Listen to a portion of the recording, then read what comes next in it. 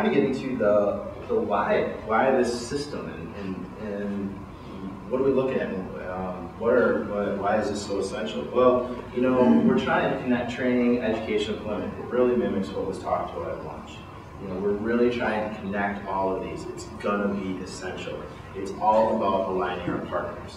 It's not one set of resources, it's aligning all of these resources, as many of these resources as we can. None of us in collective have enough resources to address all the issues that are out there. But we can definitely address more when we align and build these resources together. The other piece that we've learned is once you demonstrate this on a smaller level, you can go out and find more money to help support your advancement of these initiatives. Kind of the whole remedial and post-secondary training, it's important to look at really the integration of these elements.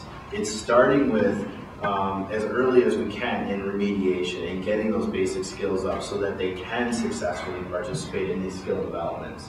But it's also recognizing that sometimes you may need to integrate those elements into the training. Whether some people are above that level and it kind of seems like, yeah, I already know this, well that's great, it's just a refresher for you, but not everybody is there. You have to move the whole group together. And then, again, engaging employers. It's critical to make sure that your efforts are relevant.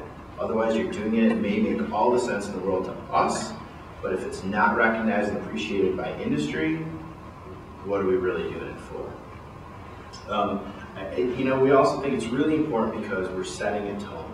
You know, we're setting this tone, especially as we're going into the high schools, we're setting a tone for our future workforce. And really that tone is that you've got to be able to skill up and be prepared to skill yourself up, and you're going to have to continue to skill yourself up. If you're not willing to do that, you're not going to be relevant to your company, your employer, your business, and ultimately yourself. Because look at all the businesses, they have, you know, tuition reimbursement plans, they're bringing in training constantly, whether it's on new product, whether it's on new equipment, whether it's on a new venture that the company is going into. If you're not willing to continue to skill yourself up, you are going to lose relevance to your employer, and then you're going to lose your employment, which is going to be tough. As Pat referenced, we're moving into the secondary schools, and that's just us trying to really expand our reach. How can we start this earlier? The K-12 systems are struggling with so many issues, and we're trying to find some area that we can help address that. We can help prepare a workforce pipeline, and we really feel that the career pathway it needs to start as early as possible, and so we're trying to push this down and make this early. And the other piece is, especially when we're working with all these partners, it's all about aligning financial resources to support this.